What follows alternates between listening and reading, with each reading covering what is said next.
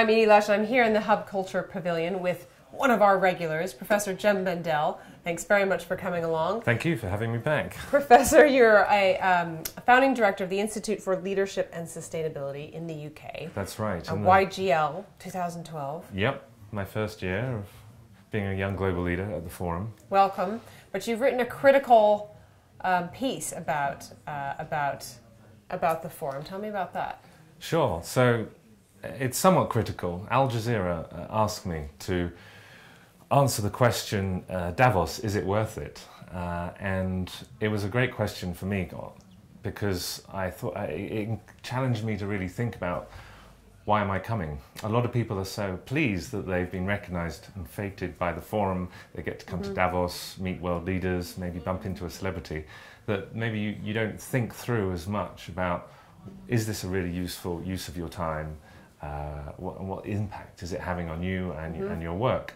So for me as a professor of sustainability, I'm interested in social change. So it encouraged me to think about how much social change is the forum promoting or holding back, and how also is it helping me and people like me who are engaging it to try and get things done.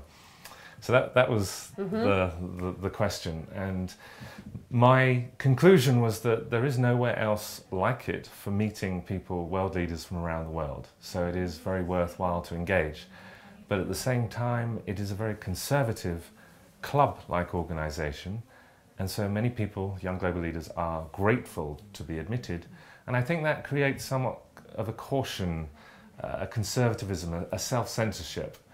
And I certainly find that I've been holding myself back in some of my more critical views on the forum. So I just shared that in the Al Jazeera article and said that the world is facing massive challenges with climate, with the financial crisis, with unemployment.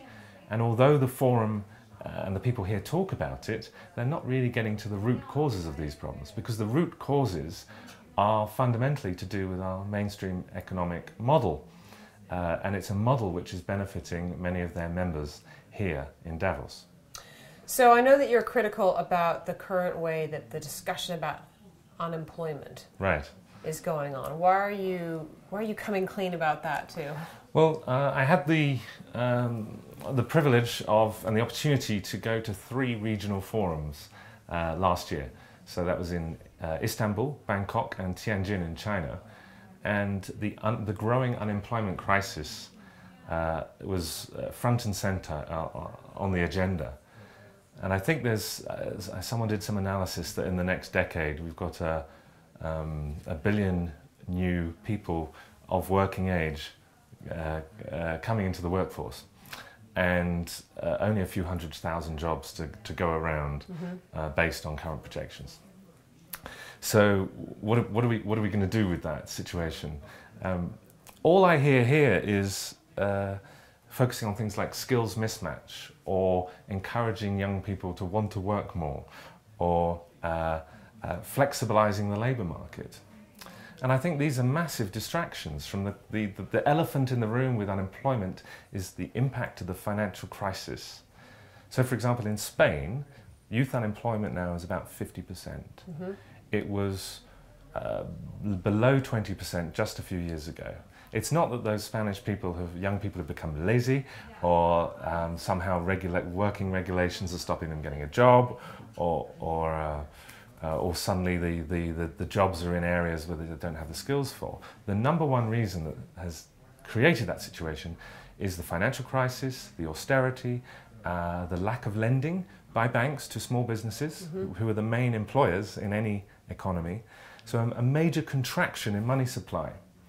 Now, this means that if we take unemployment seriously, we have to look at the money supply. We have to look at how can businesses get the liquidity, get the cash flow in order to create the jobs.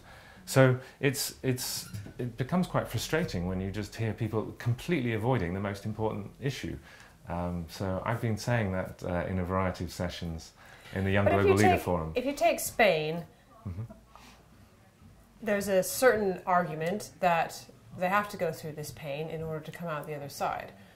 and it's going to be a period in which it's going to be tough, and then it will be okay. But do you not agree with that? No. I think what we should really take from the financial crisis is that if we have an economy based on a money system where over 90% of all our money is created by private banks when they issue loans, that means this new money, this new purchasing power, is put into society, into the economy, on the basis of what bankers want to lend to.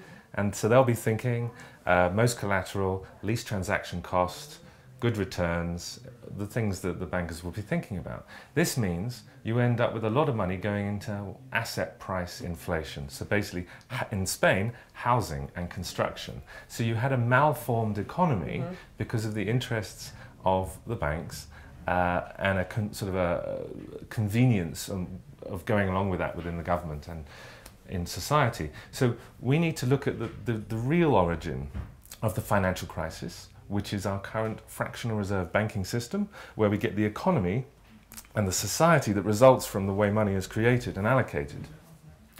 So that's something we have to really look at. And most people, when I talk to about this here, don't know the first thing about this.